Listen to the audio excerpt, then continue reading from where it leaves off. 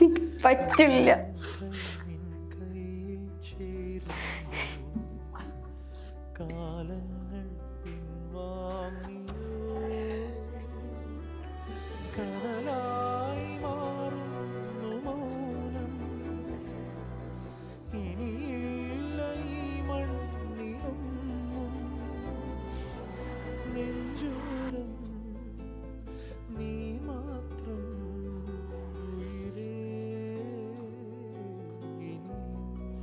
തുടക്കം മുതലേ ഞങ്ങൾ ഈ ബന്ധത്തിനെതിരായിരുന്നു സർ.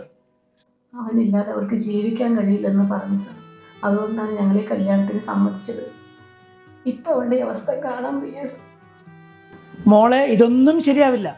അല്ലെങ്കിൽ നിങ്ങൾ തമ്മിൽ പ്രശ്നങ്ങളാണ്. കല്യാണം കഴിഞ്ഞ് ഇതൊക്കെ കൂടെ ഉള്ളൂ മോളെ. മോളുടെ നല്ല ഭാവിക്ക് വേണ്ടിയിട്ടാണ് അമ്മ ഈ സംസാരിക്കുന്നത്.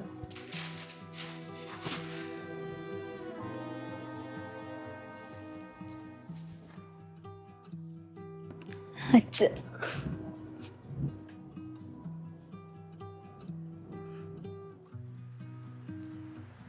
നിന്റെ ഇഷ്ടം പോലെ ആയിക്കോട്ടെ.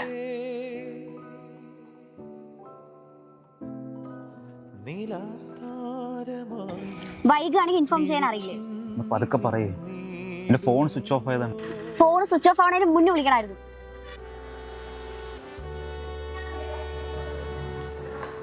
ഹലോ ഹലോ, എന്താ നീ ഫോൺ വിളിച്ചിട്ട് എടുക്കാത്തത്? എത്ര തവണ ഞാൻ വിളിക്കുന്നു.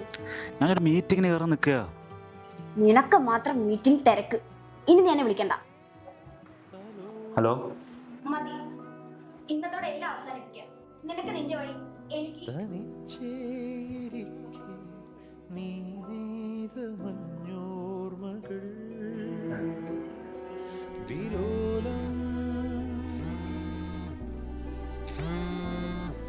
മനസ്സിന്റെ പാറി നീ പെയ്ത നീർത്തുള്ളികൾ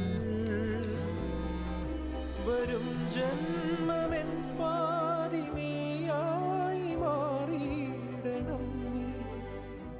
പല ആൾക്കാരെയും നമുക്ക് നഷ്ടപ്പെടുന്നത് അവർക്ക് ജീവിച്ച് കൊതി തീർന്നത് കൊണ്ടല്ല, പ്രശ്നങ്ങൾ വരുമ്പോൾ അത് തരണം ചെയ്യാൻ അവർക്ക് അറിയാത്തത് കൊണ്ടാണ്. ഏത് വലിയ പ്രശ്നത്തിനും നമ്മുടെ ജീവൻ്റെ വിലയൊന്നുമില്ലടോ. മനസ്സിന് കനം കൂടുമ്പോൾ ഒന്ന് തുറന്ന് സംസാരിച്ചാൽ മതി. മുമ്പിലേക്കുള്ള വഴി നഷ്ടപ്പെട്ടെന്ന് തോന്നിയാലേ ഞങ്ങളൊക്കെ ഇവിടെ ഉണ്ടല്ലോ നിങ്ങളെ സഹായിക്കാൻ.